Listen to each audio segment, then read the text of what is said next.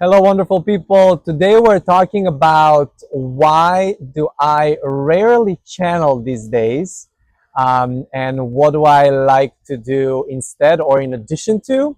So stick around. I'm going to share a little bit about my journey in this video and share some of my personal stories here as well.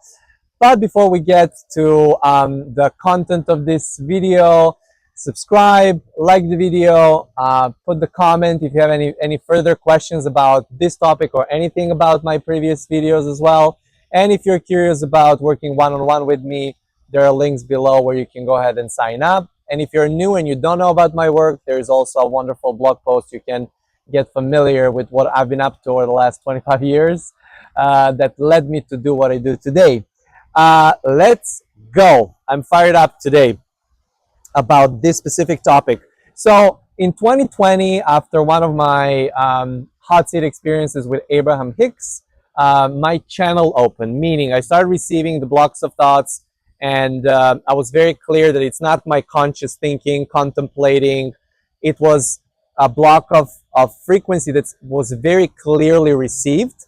And so since then, my husband and I have done immediately jumped into it about 5-6 weeks into it, started doing online broadcasts and started organizing retreats.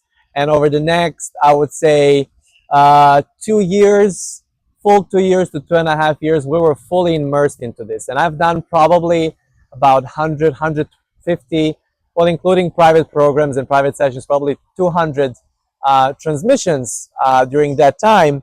And I was very mesmerized by that. The way I describe when you're in a process of channeling is like my thoughts, opinions, beliefs go into the background, and you know, the energy comes through, and the person who is having a communication is getting answers and getting clarity. But for me, it's like I'm out of my own head for like an hour, hour and a half, 2 hours.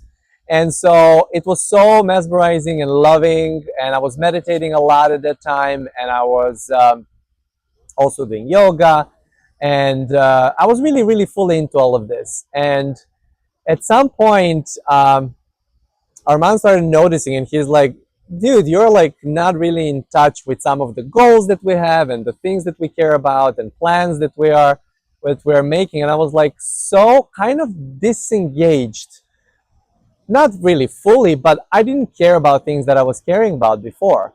And I was like, oh, we don't really need that. I don't even know if I want to have a child, or, you know, like all of those things. And I remember having this, I wanted to go to this workshop in Tennessee to pick up this like yogic practice or whatever. And things did not turn out. I could not get on that last flight to make it over there. And I came back. And the next day, I watched the video that explained that my third eye was over exaggerated, and it was not in balance with the other energy centers in my body. And that, you know, if you get overstimulated, you get disengaged, which was exactly what was happening to me. And some people can completely lose interest and just, you know, leave the physical plane. And so I was asking myself, what do I really want? Am I ready to go? Is this it? Is that all I wanted to experience? And the answer was clearly not. And then I had a list of things that I, you know, wanted to accomplish and things to do, like very specific material grounding things. One of them was to become a father as well.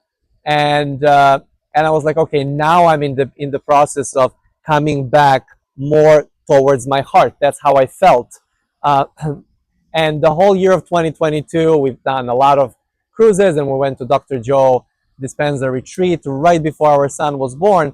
And that whole path was taking us, as our son was on a like about to be born. I felt that I was coming from these realms up to here, to my heart center.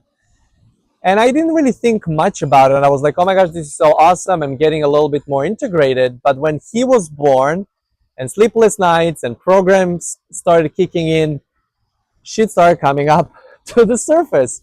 And what do you do when the shit starts coming up to the surface? If you're so used to, and if you have such an easy access to go up, that's what you do. So I would run away again up. And it was like a process of about a year and a half. And last summer, I had the meeting with this amazing and energy intuitive. She sees the energy, which was so fascinating for me because I'm not I receive the blocks of thoughts, so I do everything verbally, but she can see it, and she looked at me. We had a session, and she said it's time for you to start grounding because she said you're all up here and your ego is all over the place, and it's important for you to be in your body while on planet Earth. So she literally used the words, it would be nice for you to actually land on this planet for the first time in your 40 years of your life. I thought it was super funny, but also so true. So that has been my thing over the last year or so. And I remember doing some sessions with her, and I said, I would like to actually do channeling while you're seeing things so you can tell me what's going on, because I've never had like somebody be like a scanner, a live scanner of what's happening in my body while I'm doing that. Sorry, that was necessary. I'm outside today. So anyway, she the first time I did channeling with her, it lasted only 5 minutes, and she said I had to stop because she says everything from down, like up to here, it would come down to here, but then your heart would literally explode. And I was like, oh my gosh, is this the reason why I could not channel so much since our son was born? She's like, yes, because there is so much of this stuff that you've been shoving underneath that are creating this barricade for you. And actually, this is your body protecting you from allowing these massive amounts of energy so they don't burn you. So anyway, we did another session. Next time it was already, she's like, I've opened up the pathways, meaning like she did her thing. And then I've done a couple of channeling workshops while I was in Europe, and they were like massively different, super powerful. But then as I started grounding myself more into like everyday projects, still being aware of everything that I know, still having access to all of the information that I have, I was like really wanting to find a difference and actually embody more of that. I did not want to have to go aside in order for the information or energy to come through, only for others or only for me so I can hear it back. I actually have never done channeling like that for myself, which is super funny. I was always doing it just for the others. And I said, I want to be aware of this because, when my channel opened, I also was aware that I've always had access to this frequency. I just did not know, and I did not call it that way, and I was not doing it for such a long period of time. So I said, I want to be back on that, but now being conscious and embodying it more. And that's pretty much, I wrote it down here. What did I write over here? I did not write here, but I thought I did.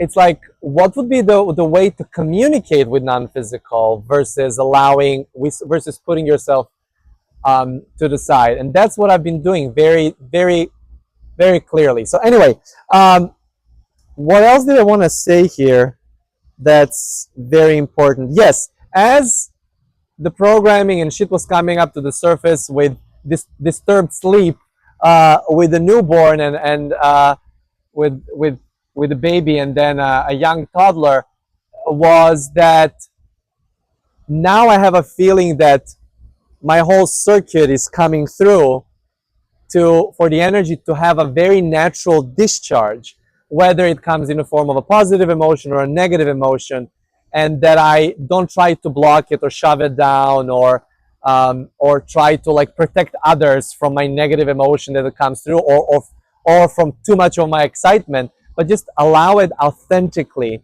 to express itself in each of the situations. And quite honestly, that's been like the process of it's like life-changing experience to have this authentic, grounded feeling, knowing that you're God embodied, but not intellectually, but just living it, directing the full-on non-physical presence while you're physically focused. I remember Abraham Hicks at some point telling me this. It was my second hot seat in the beginning, and pretty much they were like, oh, I described how I go through life, and they're like, well, you got it. You figured it out, and what you just told us is that,